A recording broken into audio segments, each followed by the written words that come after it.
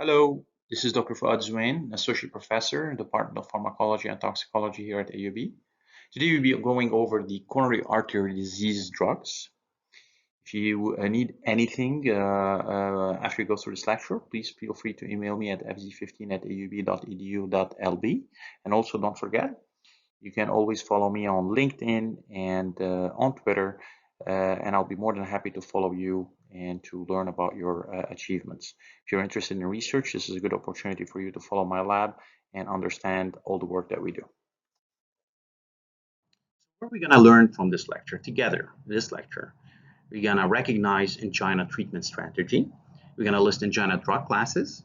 We're going to distinguish between all angina drug classes and describe their mechanism of action, list the clinical benefits and adverse effect of the most commonly used angina drug classes. You will see in this lecture there are the most commonly used angina drug classes, and towards the end we're going to talk about the less commonly used angina drug classes, and we're going to understand the acute coronary ischemic syndrome and the general treatment of myocardial infarction, also known as MI. Now, before we jump into the different drug classes that are used to manage angina, it's very important for us to understand the angina treatment strategy. If you understand the angina treatment strategy that's explained in the next two slides, it's going to be much easier for you to understand why we are using these drugs to manage this disease. Now, first of all, as you know, angina means you have higher oxygen demand in the heart with lower oxygen delivery. And that definitely will increase the risk of angina attack in predisposed patient. Let's look at the determinant of cardiac oxygen requirement in this case.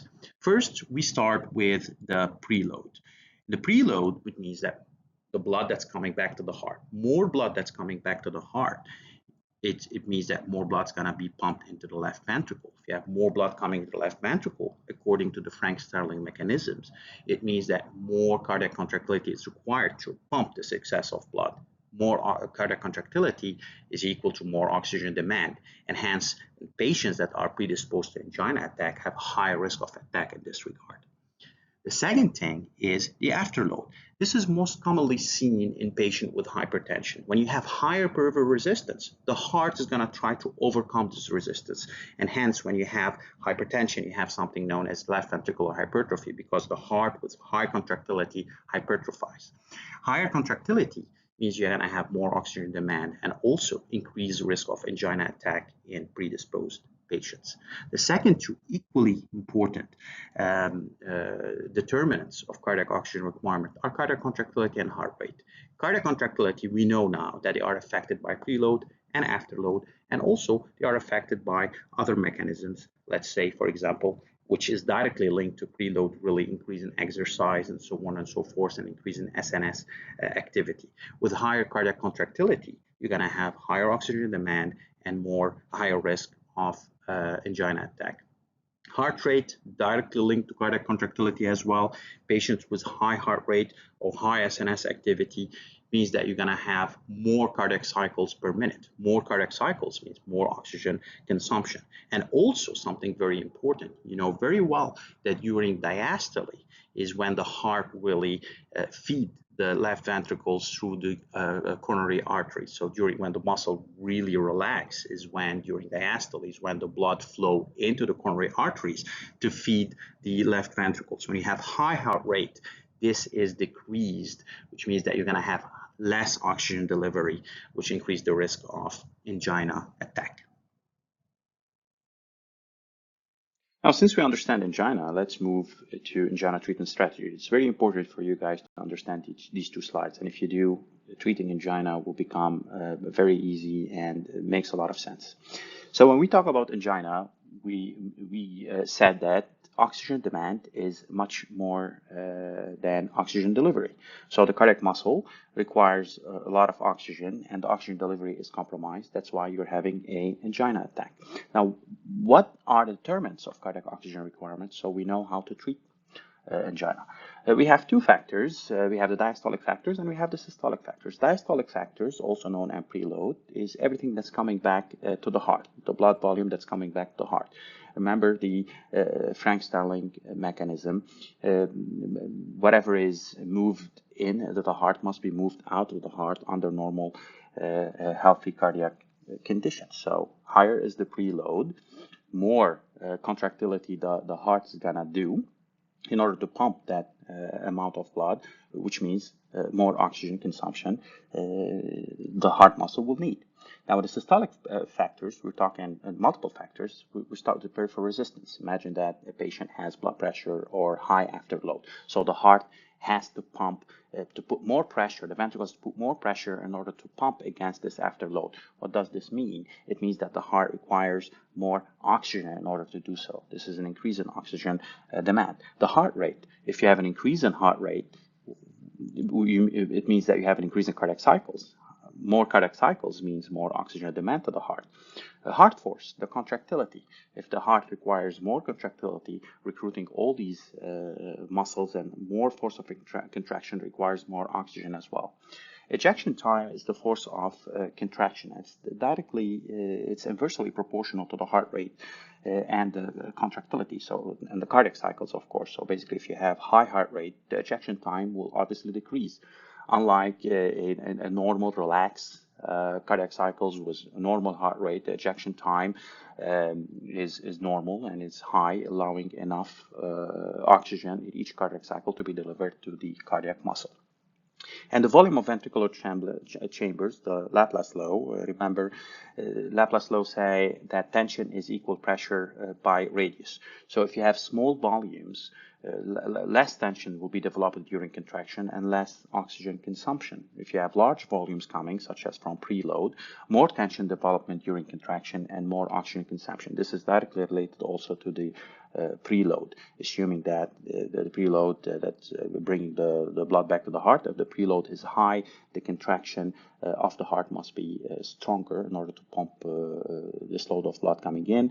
And this is also a target in order to decrease oxygen demand to the heart and increase oxygen delivery as a form of angina treatment strategy. This is a note here, very important for you guys. Oxygen is delivered to the heart muscle during diastole. So with increased systole heart rate, time in diastole is less. So this is also a target. You have to make sure that you decrease the heart rate, allowing enough time during diastole for the coronary artery to irrigate the cardiac muscle. Now, of course, along with the treatment strategy, which is decreasing oxygen demand, increasing oxygen delivery, you have to get rid of anything that could exacerbate angina or predispose an angina attack, such as hypertension, anemia, heart failure, arrhythmias, anxiety, obesity, anything that increases the risk of atherosclerotic cardiovascular disease. You have to put an antiplatelet therapy on board, avoid exposure to vasoconstrictor, decongestion, cocaine, and all these substances. Control factor which increase myocardial oxygen consumption, such as heart rate, contractility, exercise. We're going to talk about that. And the major anti-anginal therapy goes around three classes: the nitrates, the beta blocker, and calcium channel blockers. And of course, there are other less commonly used we're going to talk about later in this lecture. Now, again, the treatment strategy, traditional approach, involves correcting the imbalance, increasing oxygen delivery, and reducing oxygen requirement. If you have a drug that's able to increase oxygen delivery and decrease oxygen requirement by cardiac muscle, this is a perfect therapy to manage angina. Traditional drugs that are used, basically because they're cheap and they're very effective, are nitrates, calcium channel blocker, and beta blocker. These drugs are divided into drugs that increase oxygen delivery and drugs that decrease oxygen requirement. Of course, one drug can do both. So let's talk about the drugs that increase oxygen delivery. We're talking about nitrates and we're talking about calcium channel blockers. We're going to talk about all these in details. They increase collateral blood flow, reduce vascular spasm. And the third one is revascularization. If a patient is not responding well to the pharmacological therapy and he's a good candidate for bypass grafting or PCI, such as angioplasty, it will be a perfect interventional therapy to increase oxygen delivery and cure angina. You have a decrease in oxygen requirement. The drugs that decrease oxygen requirements are nitrates, because nitrates are known to decrease preload after load. If you decrease the preload, you're gonna have less blood coming back to the heart, so the heart's gonna pump less because it doesn't have to do this force of contractility. It doesn't need that much oxygen anymore. Beta blocker, we know that by blocking beta receptors at the level of the heart, you have a decrease in heart rate with their effect on the SA node and decrease of contractility. If you have less cardiac cycle and less contractility, you have less oxygen requirement. Calcium channel blocker also reduce afterload, reduce heart rate, reduce contractility. So similarly, they're gonna decrease oxygen requirement. We're gonna talk about PFOX inhibitors and ivabradine also as novel drugs in managing angina. Now again, the drug classes involved in treatment of angina are divided into vasodilators, such as nitrate and calcium channel blockers, cardiac depressants, such as calcium channel blockers and beta blockers, and other drugs, including metabolism modifiers and rate inhibitors, and we're going to talk about that in. So first, let's start with angina treatment with nitrates.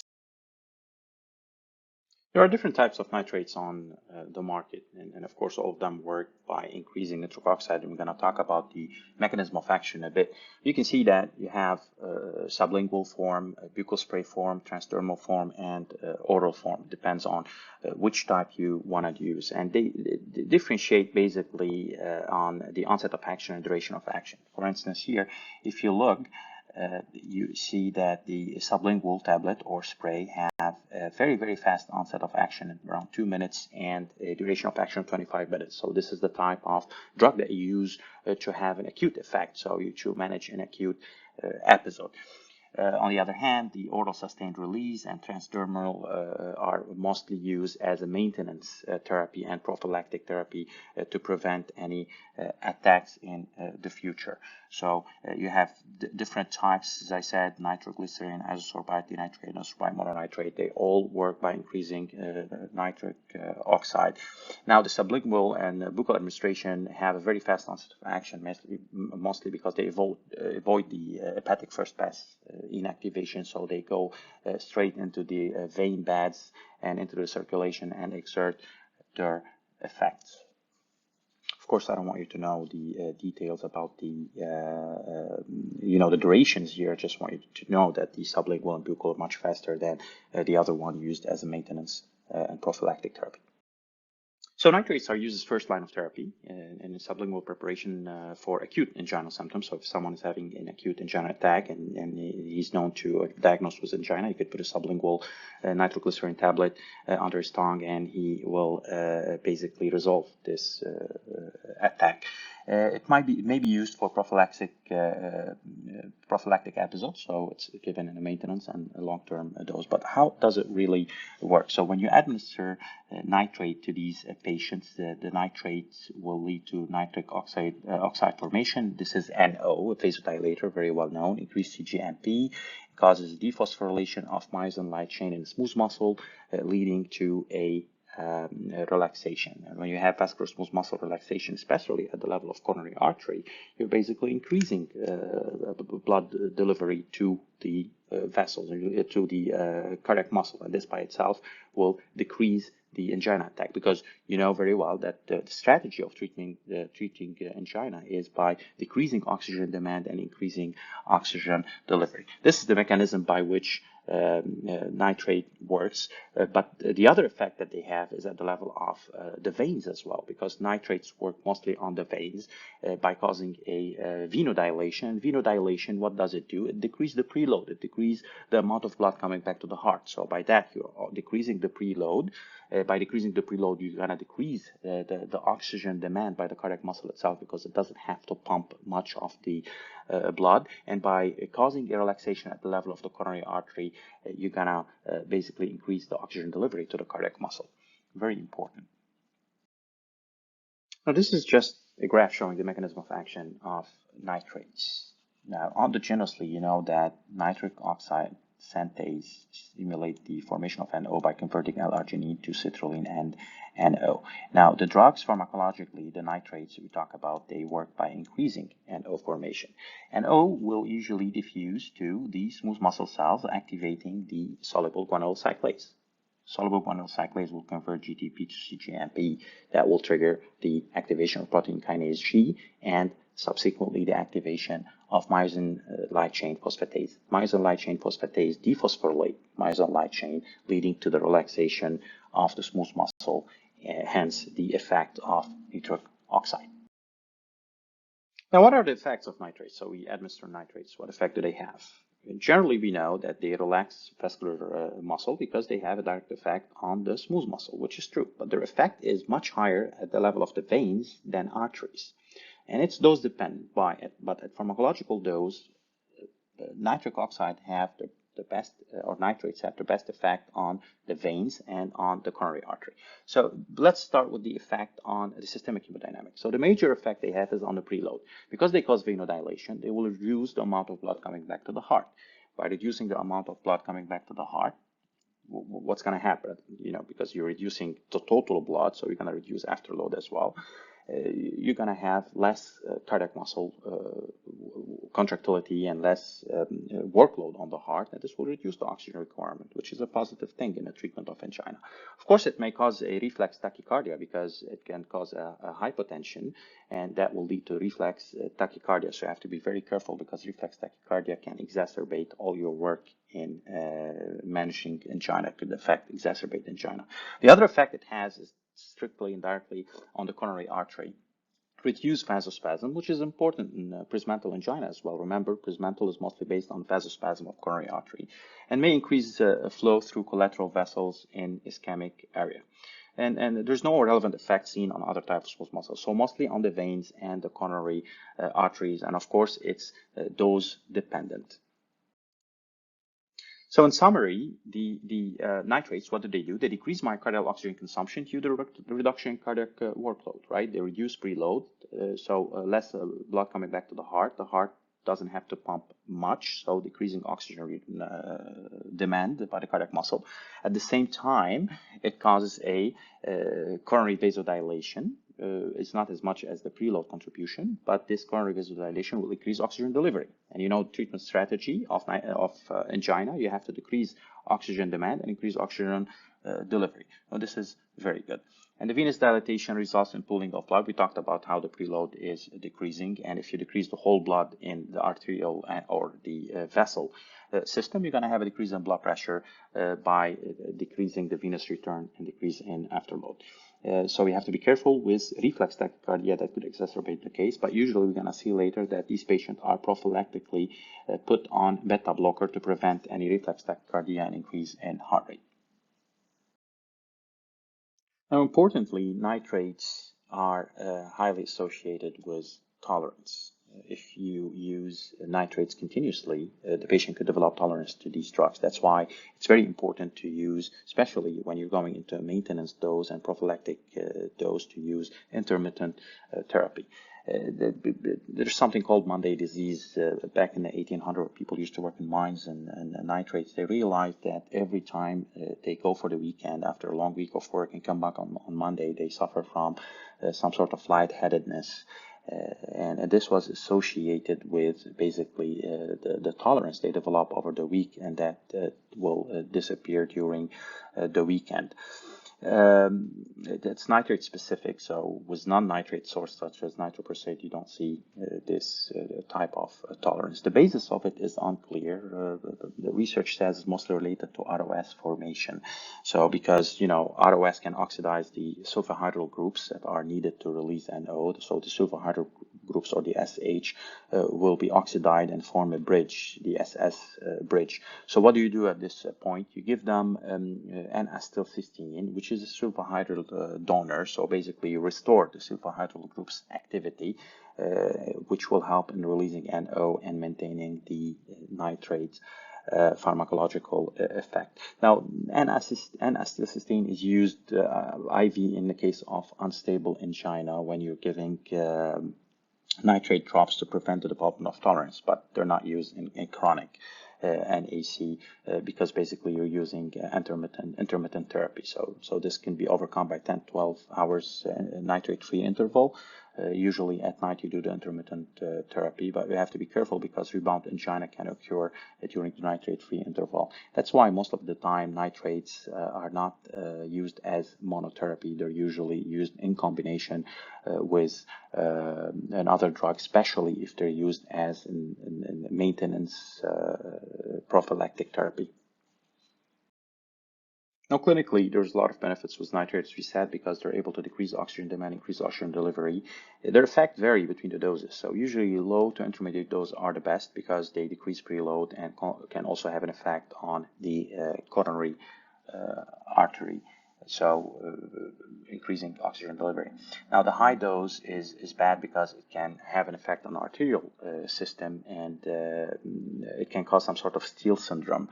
And of course, hypotension and reflex tachycardia become more common. Steal syndrome, it means if the coronary arteries are very dilated, they're going to shunt away the blood from small arteries, which could exacerbate ischemia at the level of cardiac muscle.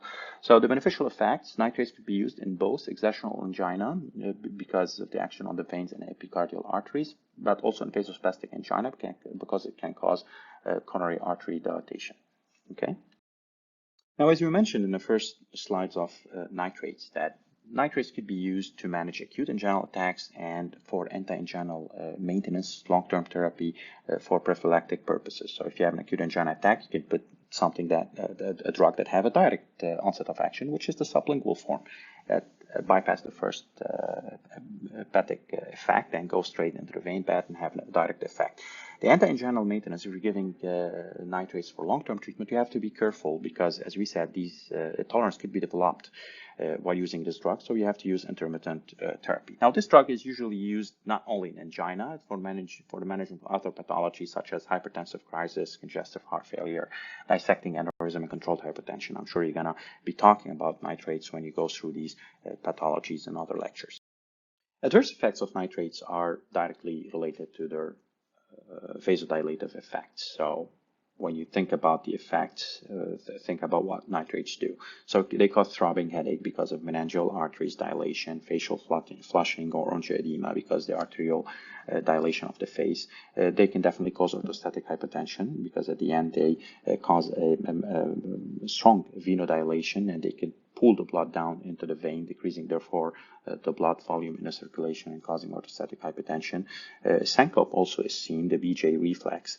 What happens is when you have a decrease in preload or blood coming back to the ventricles will try to overcome this decrease, and they contract, a massive contraction. This vigorous contraction will activate specific mechanoreceptors at the level of the ventricles because these mechanoreceptors will sense the huge contraction that could be detrimental to the muscle cells. So these mechanoreceptors will activate the PNS, parasympathetic nervous system, and they will feed back into bradycardia, shallow breathing, and hypotension. Also, because you have an orthostatic hypotension or a risk of hypertension, you're going to definitely have high risk of reflex tachycardia. And we said that this could exacerbate the angina attack. So we have to be careful. Lightheadedness in elderly in warm weather, also due to the vasodilation. And retention of salt and water with nitroglycerin could also be common because imagine if you have long-term hypotension, what's going to happen? You're going to activate the renin-angiotensin-aldosterone system, which will feed back into retaining salt and water.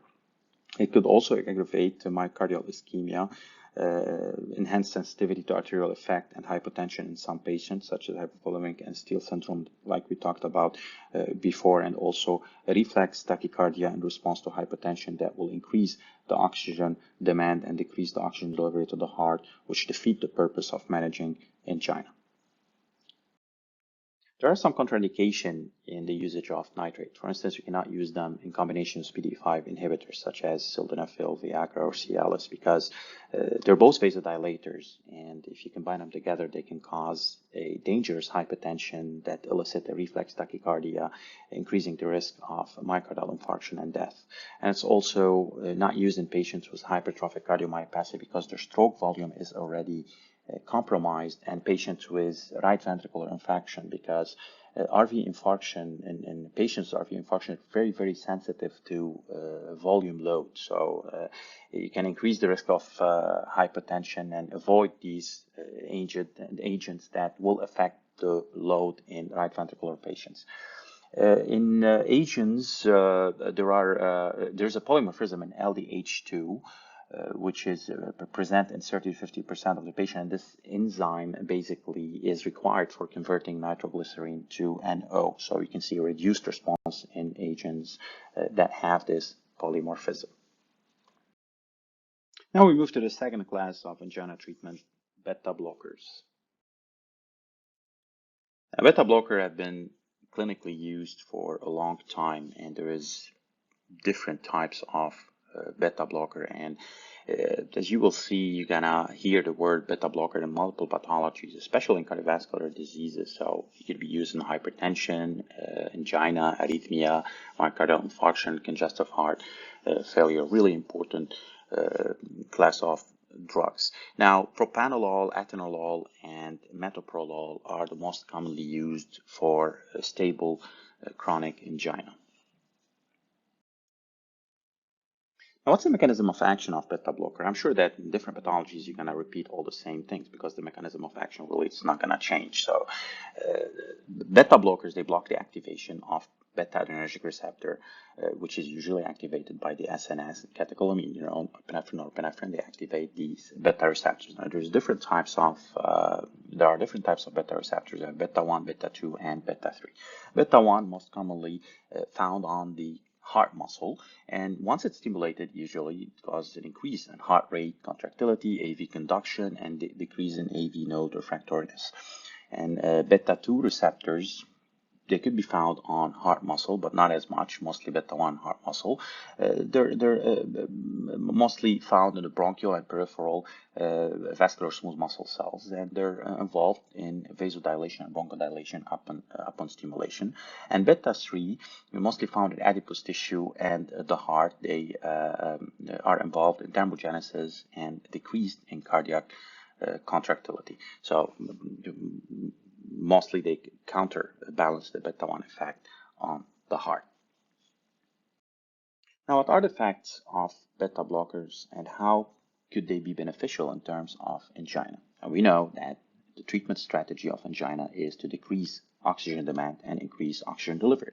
By blocking beta receptors at the level of the heart, what are you going to have? You're going to have a decrease in contractility. Basically, you're blocking calcium entry inside the cardiac muscle cells, decreasing therefore contractility, also known as inotropy, which will subsequently decrease oxygen demand.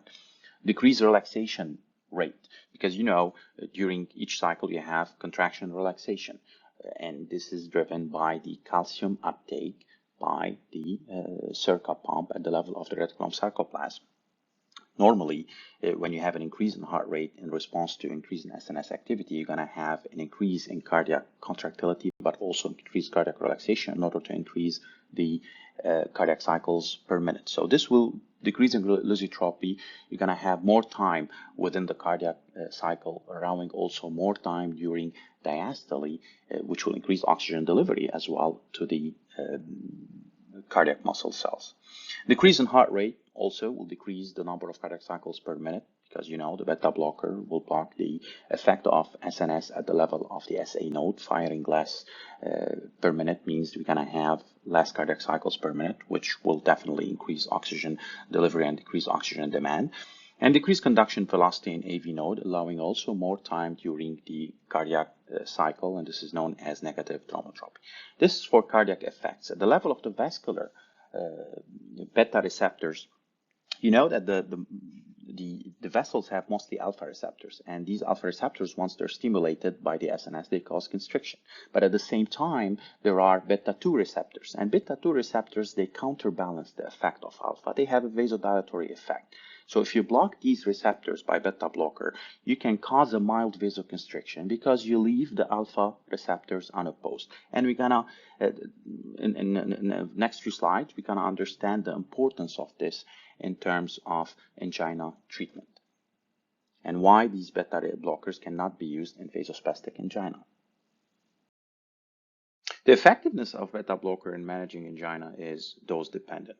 So you need to ensure adequate blockade, and in order to do that, you have to take into consideration resting heart rate, exercise heart rate, blood pressure, the frequency and severity of angina, and whether you need nitroglycerin on board in order to provide the perfect dosage combination with the nitroglycerin versus significant side effect. Beta blockers do have really serious side effects to which the patient cannot comply. And at this point, you have to decrease the dose, or either decrease the dose and combine and put a combination of another anti-anginal drug, or actually use a totally different drugs such as calcium channel blockers. Now, the beta receptor number is dynamic. So this is very important. It means that chronic beta receptor therapy will increase the beta receptor expression at the level of the heart. And what does that mean? It means that the patient can never stop beta blocker therapy abruptly, because this will cause something called a beta blocker withdrawal, allowing the system to rebound heavily. Because if you have a lot of receptors now and these receptors are suddenly not blocked, the SNS will kick in and will have a much more powerful effect than the original effect before treatment, causing an angina, MI, and death. So if you know anyone, or if you know any patient on beta blocker, if these drugs need to be stopped, they have to be weaned down. Now, what are the benefits of beta blocker with angina? We actually just mentioned that a few slides ago. So basically what's happening is mainly you're reducing oxygen demand and also increasing oxygen delivery. And this is very important. This is the treatment strategy that we want in order to prevent any angina attack.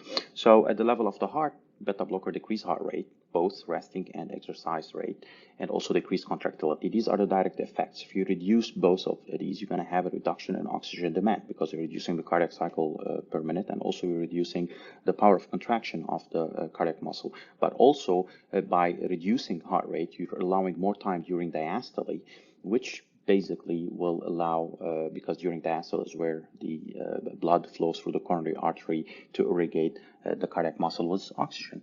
Indirectly, you're going to have a decrease in wall stress, because it's known that beta blocker are antihypertensive medication as well. This would decrease afterload. Decreasing afterload, what does that mean? It means that the heart will pump now against a smaller pressure, a lower afterload pressure at the level of the arterial system. So if this is lower, then the contractility against, or the pressure against which the muscle is pumping is less, so it's going to require less oxygen. Now, this drug is also used in heart failure. I just wanted to put this on board. It's not contraindicated. A lot of people would think it's counterintuitive. How would you use beta blocker, which decreases contractility in patients that have heart failure and have already compromised contractility? There's actually a lot of clinical trials that prove that beta blocker will decrease mortality and improve overall survival in heart failure patients because of the SNS overactivation in heart failure patient because of compromised cardiac output. It will overstimulate beta receptors that are proven to be toxic to cardiomyocytes. So we need to start at low dose and correct the volume overload overall. May affect coronary blood flow? Yes, it may affect coronary blood flow. We talked about that. We said that coronary arteries, they have, in addition to alpha receptors, beta-2 receptors. Beta-2 receptors counterbalance alpha vasoconstrictive effect. So if you block these beta-2 receptors, you're going to leave the alpha receptors unopposed, which can cause a constriction, can cause a spasm. So this should be contraindicated in patients with vasospastic angina, because this is mainly the issue that they're facing. They have a spasm at the level of coronary artery. That's why we don't use beta blocker in vasospastic angina. Versus the decrease in heart rate. So enhance coronary perfusion by increasing diastole. They can beta blocker increase coronary blood flow because, by decreasing heart rate, you have more time during diastole, allowing more time for the coronary artery to fill all the muscle layers with blood. Now, beta blocker are fairly very cheap and widely used, so they're recommended for initial therapy, of course, when there's a compliance with patients and an absence of contraindication. For example, they're used mostly in exertional angina. If the patient has vasospasm or vasospastic angina, they should not be put on a beta blocker, because in fact it could exacerbate the effect, as we said, by blocking beta-2 receptor that counterbalance the alpha vasoconstrictive effect. If the contraindication exists, or if the patients are not able to comply with beta blocker therapy due to the side effects, you use long short-acting nitrates or long-acting calcium channel blockers. Now, if monotherapy of beta blocker is ineffective, you can use add nitrate as an adjunct therapy or long-acting calcium channel blocker, depending on the patient and the case. So we have to be also careful in the contraindication. I mentioned the vasospastic angina, but also if someone is suffering from sinus bradycardia, you're not going to give him something that decreases heart rate, right? Or someone who has partial AV block, you don't want to give him something that reduces the conduction at the level of AV block that could cause a complete arrest of the conduction of impulse through the heart. So we have to be very careful and logic in using these drugs. But usually in patients that don't have any of those contraindication, beta blocker is very safe and well tolerated and very effective in managing angina. A lot of adverse effects are associated with beta blocker. We start with the withdrawal. We talked about that. Withdrawing from a beta blocker abruptly could be deadly due to the feedback mechanism allowing the upregulation of the beta receptor. So if you stop it abruptly, it can cause a rebound that could be deadly in preconditioned patients. The nausea, diarrhea, edema, nausea, diarrhea especially are common in a lot of drug classes. Edema most probably due to the RAAS activation on the long run because of the continuous decrease in cardiac output or hypoperfusion. Bronchoconstriction, this is at the end a beta blocker. So non-selective beta blocker could also block the beta-2 receptor at the level of the lungs. And these receptors are involved in pulmonary smooth muscle dilation, on bronchodilation. So it's okay in patients with mild COPD or asthma not taking beta-2 agonist, but of course it's contraindicated in severe cases of asthma or COPD. Erectile and sexual dysfunction, another reason for non-compliance in a lot of patients. It can also cause fatigue due to reducing cardiac output. Because if you have a reduction in cardiac output, you're going to basically have hypoperfusion at the level of the organs, which could lead to some sort of lightheadedness. But also the effect can be on the CNS, mostly seen in elderly patients, the CNS effects. And there have been reports of insomnia, nightmares, and hallucination, and depression in geriatric population.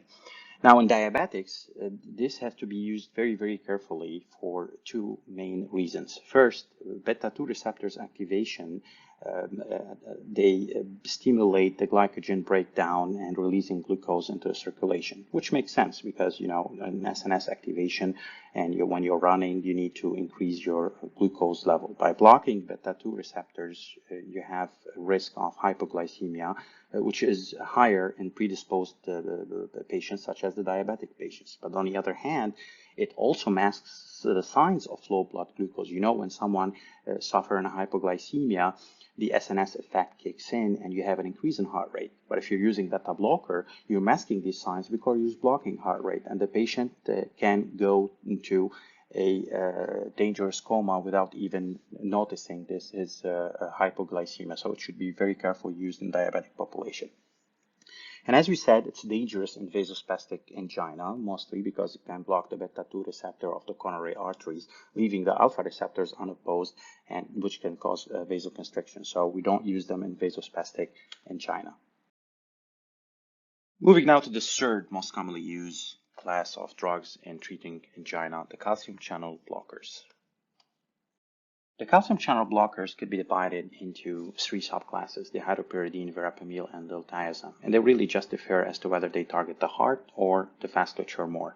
For example, the hydropyridines are known to be selective for the vasculature, whereas verapamil is selective for the heart, and diltiazem come in between. It affects the heart and the blood vessels. Now, calcium channel blockers, their mechanism of action is basically blocking calcium channels, and they block L-type calcium channels in the vessels, particularly the hydropyridines that are more selective for the vasculature.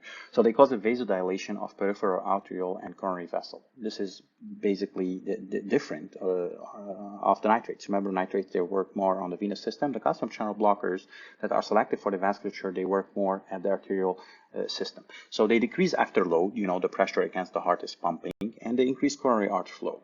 what this will lead to, it will decrease the oxygen demand because the heart is not contracting as much anymore against the high pressure, and increase oxygen supply because it vasodilate the coronary artery, allowing more blood supply. Now, verapamil and diltiazem are more cardioselective, as we said. So they block the calcium channel at the level of the heart itself. By decreasing calcium at the level of cardiomyocyte, what's going to happen? You're going to decrease the contractility. Decreasing contractility means it decreases oxygen demand. And this is a good treatment strategy for angina. Now, you have to be very careful in usage of calcium channel blocker because they are more powerful than beta blocker. So they are contraindicated in patients with heart failure, really, especially the ones that have partial AV block, because it decreases the conduction velocity at the level of AV node in a higher manner than the beta blocker. So it's compatible if you have angina and arrhythmia. When you study arrhythmia, we're going to talk about the importance of calcium channel blocker in decreasing conduction velocity, particularly in supraventricular tachycardia. So it should be very carefully used with heart failure. It's used both in exertional and vasospastic angina. When we talk about exertional, the atherosclerotic, 90% of the case, and vasospastic angina, you cannot use beta blocker, so you use calcium channel blocker on board. So vasospastic angina, for example, nifedipine, the more selective one for the vasculature, it causes a direct relief of spasm at the level of coronary artery. We know that this is important in case of vasospastic angina, and also increase peripheral arterial dilation, decreasing afterload, putting the heart more at ease to pump, and decreasing oxygen demand at this point. So it meets the requirement for the treatment strategy of angina by decreasing oxygen demand and increasing oxygen supply. In exertional angina, in addition to nifedipine effects, verapamil or diltiazem, they decrease oxygen consumption at the level of the heart by affecting the SA and the AV node, decreasing heart rate, but also decreasing contractility by blocking calcium entry to the cardiomyocyte. So also decrease in oxygen demand. This is their main action. Now, adverse effects are very common in all calcium channel blockers. Most commonly is constipation, headache, gingival overgrowth, proteinuria, fatigue, hypotension, and vertigo, dizziness. So verapamil and diltiazem, as we said, they're more cardioselective than the hydropyridine, but their effects on the heart is, for being more cardioselective, is more powerful. Therefore, they can cause an AV block at high dose. So you have to be very careful in using them in patients with partial AV block or patients with heart failure because they could compromise heavily the cardiac output. So limit use in heart failure if beta blocker exists and patient with AV block or sinus syndrome. You cannot combine beta blocker and calcium channel blocker. This will exacerbate the effect on cardiac output, which is counterintuitive.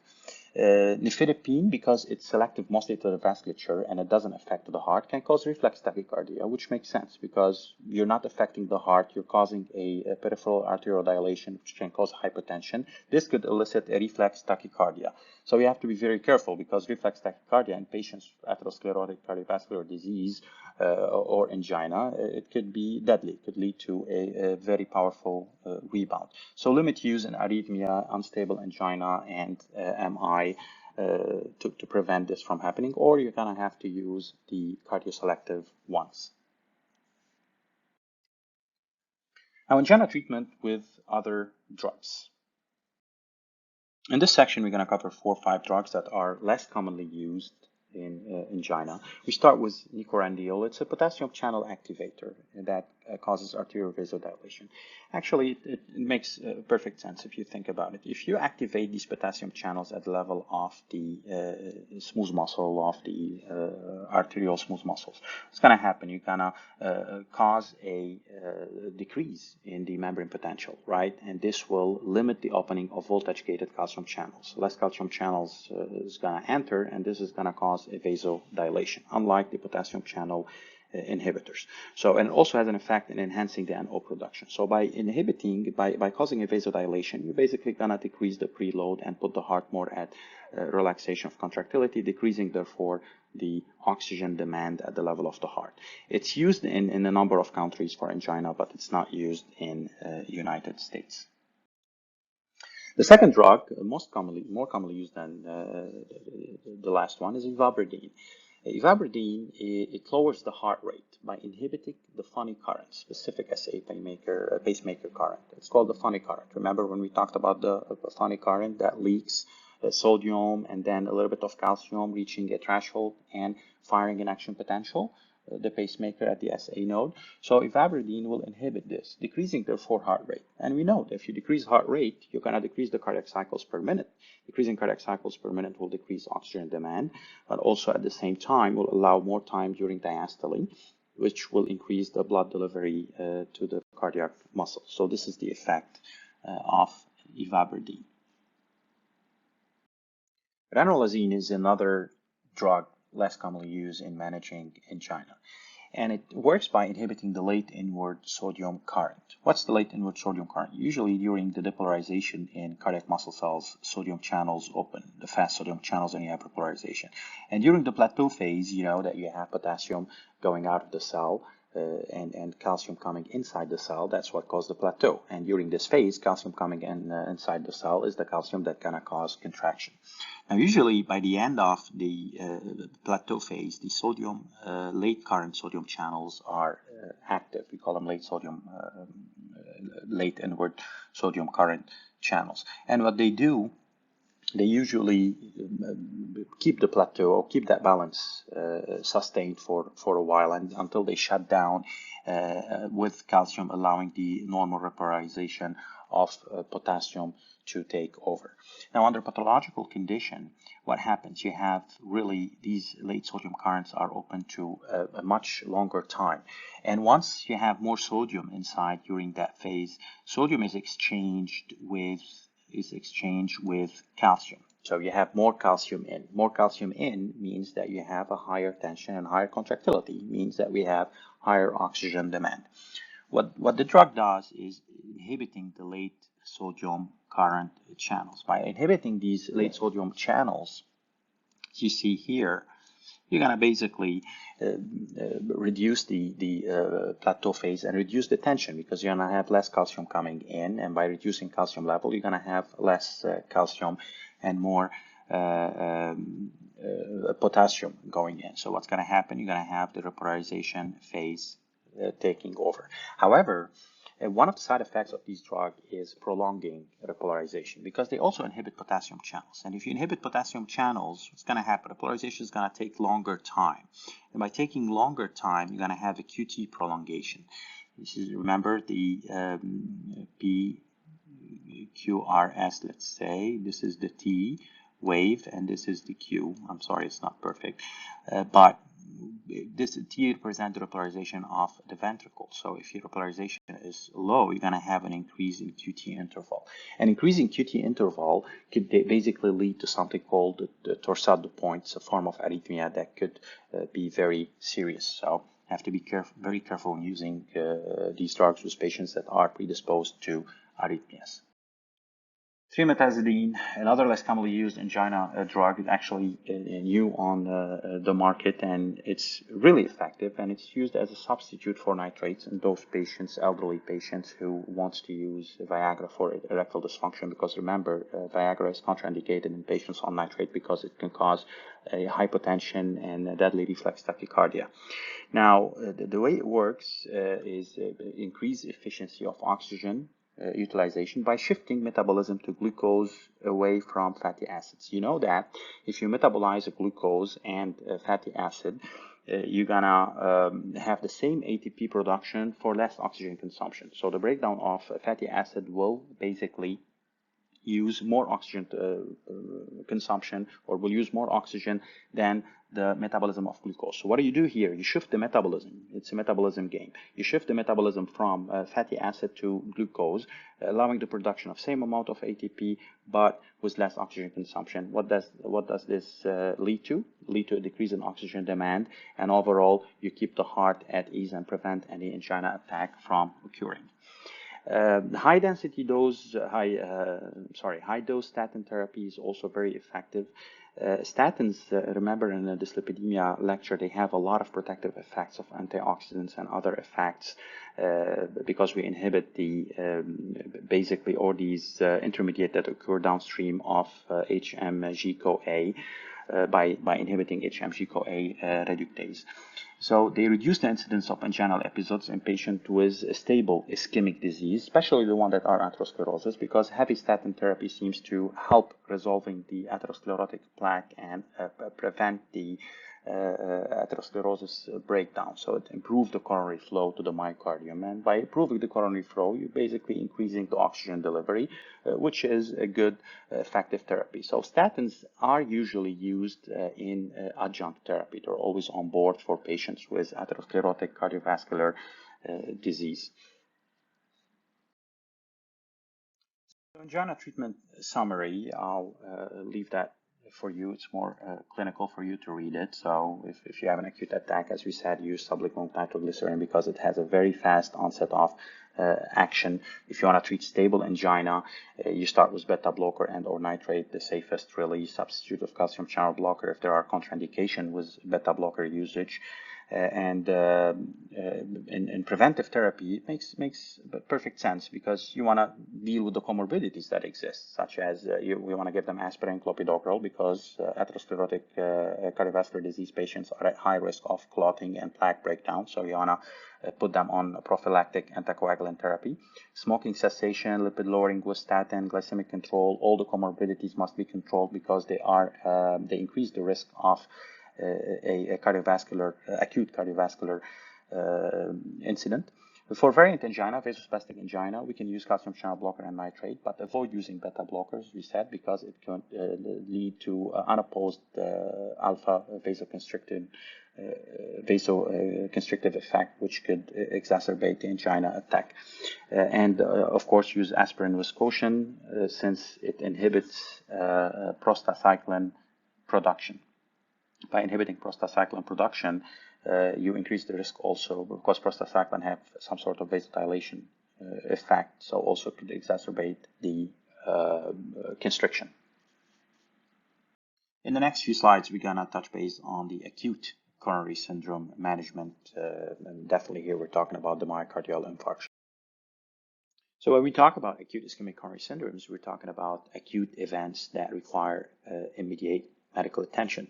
And with that, we're talking about unstable angina. And we know that unstable angina is not as deadly as MI, but it's a prelude to MI.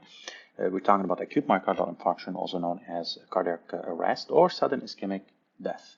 Now, the AICH or the acute ischemic coronary syndrome is the leading cause of death in cardiovascular disease worldwide. And it's mainly due to disrupted atherosclerotic plaque that lead to a platelet aggregation and occlusion. And if this occlusion basically affect the major coronary artery that irrigate a large part of the ventricle, the MI could be big and it could be deadly. The intervention that we use basically to manage acute coronary artery disease are thrombolytics, cabbage, coronary artery bypass grafting, and the stenting, PCI.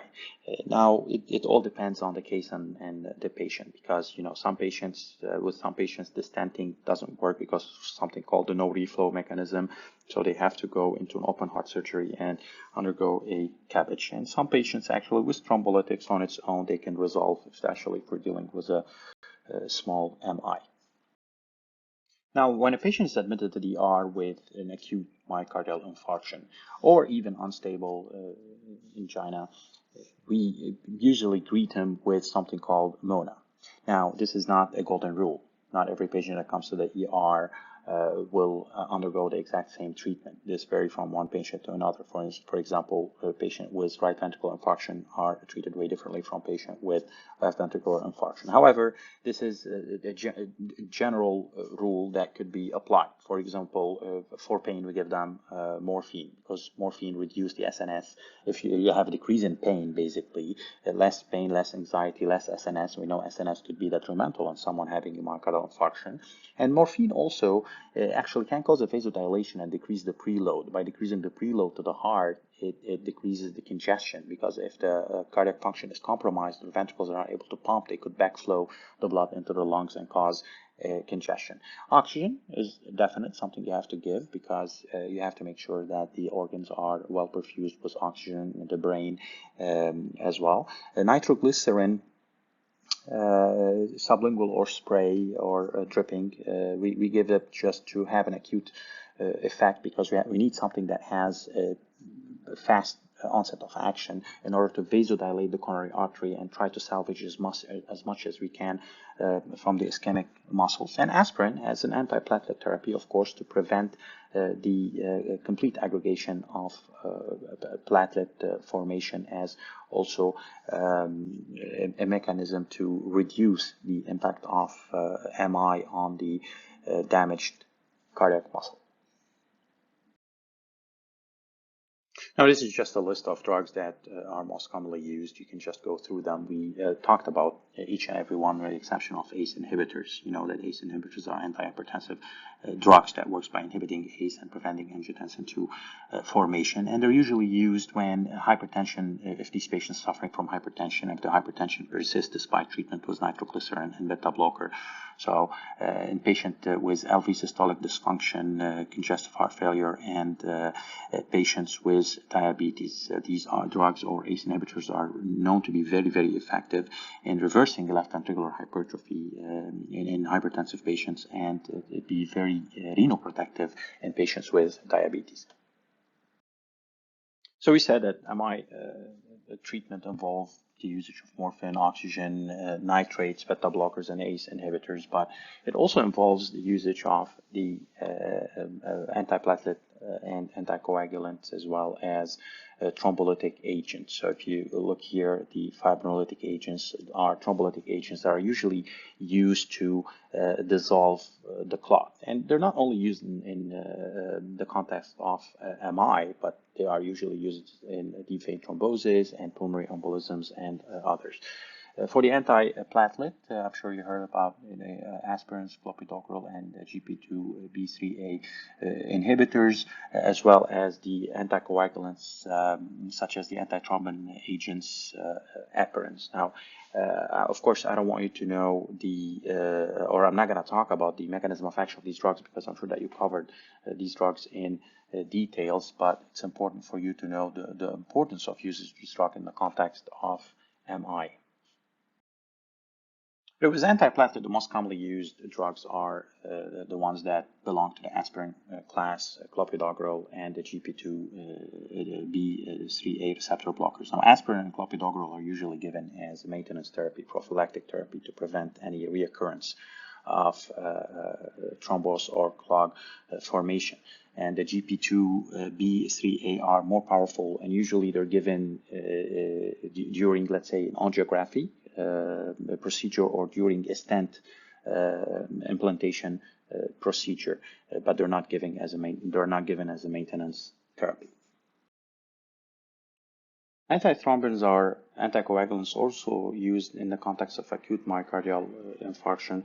Now, of course, they're given during the acute phase and not as maintenance therapy because of high risk of bleeding. We have two types. They're both heparin, but we have the unfractionated heparin, which is the conventional, the older form of heparin, and we have the low molecular weight heparin, which is a cleaner generation of heparin. They both basically have the same mechanism of action, but they differ in their pharmacokinetics.